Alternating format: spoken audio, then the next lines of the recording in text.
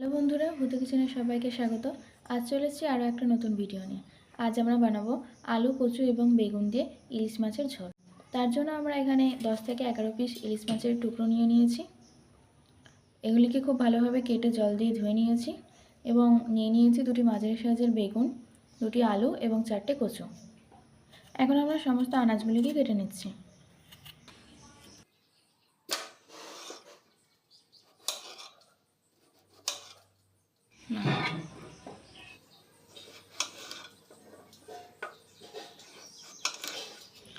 সমস্ত আনাজগুলিকে আমরা এইভাবে ছোটো ছোটো টুকরো করে কেটে ভালোভাবে জল দিয়ে ধুয়ে নিয়েছি। কেটে রাখা মাছগুলিতে ভালোভাবে নুন ও হলুদ মাখিয়ে নেব।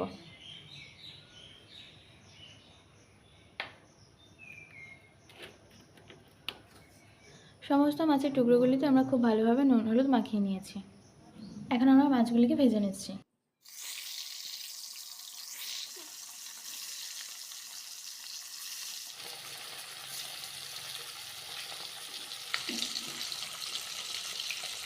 মাছগুলিকে আমাদের ভাজা হয়ে গেছে। এখন আমরা মাছগুলিকে তুলে নিচ্ছি।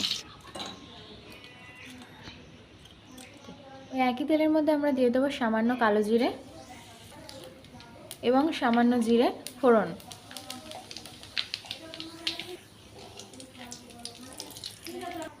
ফোড়নটা ভালোভাবে ভাজা হয়ে আসলে কেটে রাখা আলু এবং কচুগুলিকে ভেজে নেব।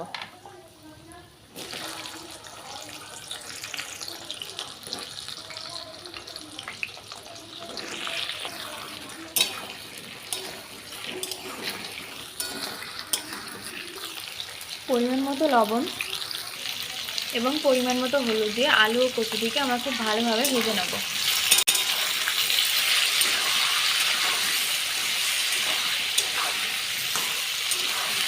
আলুটিকে খুব ভালোভাবে ভেজে নিয়েছি। এখন আমরা একটু দিয়ে দিচ্ছি পরিমাণ মতো জল।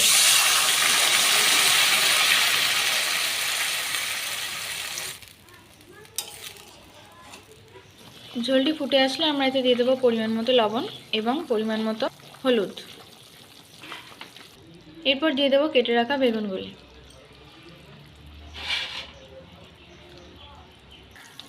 এরপর দিয়ে দেবো 4 থেকে 5টা কাঁচা লঙ্কা বাটা।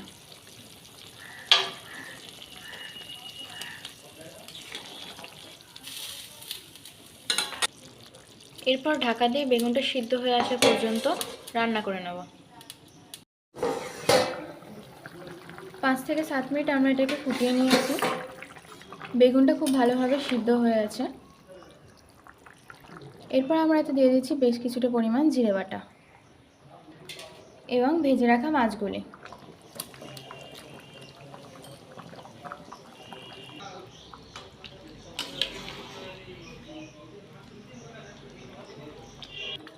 সবশেষে কয়েকটা চিড়ে রাখা কাঁচা লঙ্কা দিয়ে সামান্য একটু ফুটিয়ে নেব।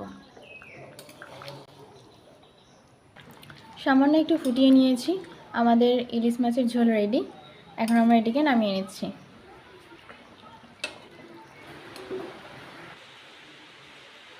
খুব সিম্পল বাঙালিদের একটি প্রিয় রান্না তোমাদেরকে শেয়ার করলাম।